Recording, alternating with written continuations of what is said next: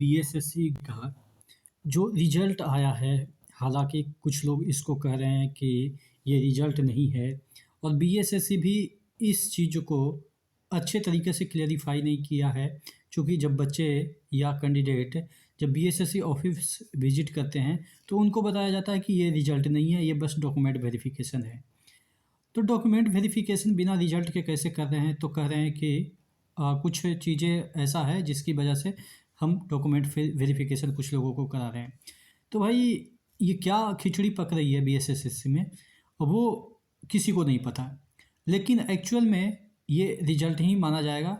लेकिन बीएसएससी कह रहे हैं कि इसमें कुछ ज़्यादा नंबर ले आए हैं या जो गलत तरीके से फॉर्म अप्लाई कर दिए हैं बीच में 2016 में, 14 में, 12 में, तो उनके लिए डॉक्यूमेंट वेरिफ़िकेशन करवाया जा रहा है। हालाँकि साफ-साफ शब्दों में यहाँ पे लिखा गया था कि जो आपका ये वाला चीज़ें आई है नोटिस, वो आपके मेधा सूची तैयार कर दी गई है, यहाँ पे देखिएगा। और मेधा सूची अक्सर हम लोग को तो पता है जहाँ तक जा हम लोग का मेधा सूची तभी तैयार किया जाता है जब आपका फाइनल सिलेक्शन होता है। लेकिन फिर भी हम ये ना कर रहे हैं कि ये रिजल्ट है कि क्या है। लेकिन जिस तरीके से चीज़ें हौच-पौच हो गई है, खिचड़ी बन गई है, उसके बाद बहुत सारे लोग जो कैंडिडेट हैं, आप देख सकते हैं कि इस तरीके से मीटिंग करके सुप्रीम कोर्ट में कि इनका क्यों नहीं रिजल्ट हुआ। जबकि जब शुरुआत में नोटिफिकेशन आया था तो नंबर ऑफ़ वैकेंसी काफ़ी थे, लेकिन इस बार जब अभी रिजल्ट या जो भी कह सकते हैं आया है नोटिस, उसमें इनका नाम ही नहीं है, लिस्ट में नाम ही नहीं है। तो बहुत सारे जिनका हुआ है वो कह रहे हैं कि सही हुआ है और जिनका नहीं रिजल्ट हुआ है वो सुप्रीम कोर्ट जाने की बात कर रहे हैं और अच्छे खासे संख्या में आप देख सकते हैं कि भीड़ जुटा हुआ है।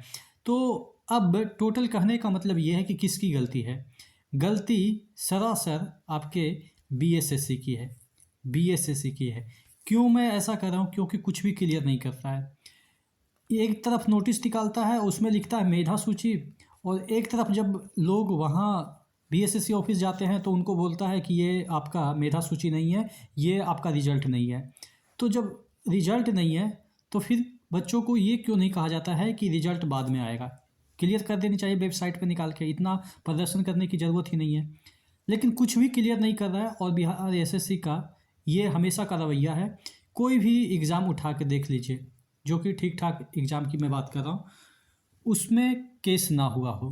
कोई भी एक सिंगल एग्ज़ाम उठा के देख लीजिए बीएसएससी का कि केस ना हुआ और फाइनली आपके बिहार के हाई कोर्ट हो या सुप्रीम कोर्ट हो, दोनों के डिसीजन पे ही लोगों की ज्वाइनिंग होती है।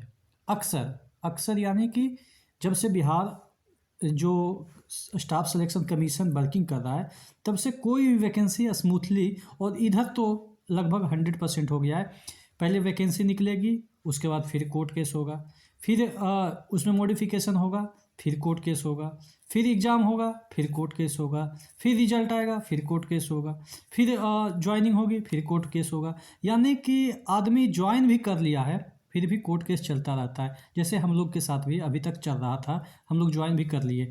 लेकिन चीज़ें इतना आसान नहीं है और इस तरह की चीज़ें बीएसएससी में होती रहती है। तो जिनका नहीं हुआ है, उनका अधिकार है कि आप कोर्ट जाइए और लड़िए अपने हक के लिए। चूँकि बीएसएससी ऐसे तो सुनती नहीं है। आप प्रदर्शन करने जाइएगा, लाठी डंडे से आपकी स्वागत की जाएगी, टांग के उठा के फेंक दिया जाएगा। ऐसा हम लोग के साथ हुआ था। तो थोड़ा सा पेशेंस रखिए और सुप्रीम कोर्ट तक जाने की क्षमता रखिए, और मुझे आशा है कि जो लोग यहाँ पे मीटिंग कर रहे हैं वो कुछ ना कुछ हल ज़रूर निकाल लेंगे। ठीक है, आशा करते हैं आप चीज़ों को समझे होंगे। नेक्स्ट वीडियो मिलते हैं, तब तक के लिए जय हिंद।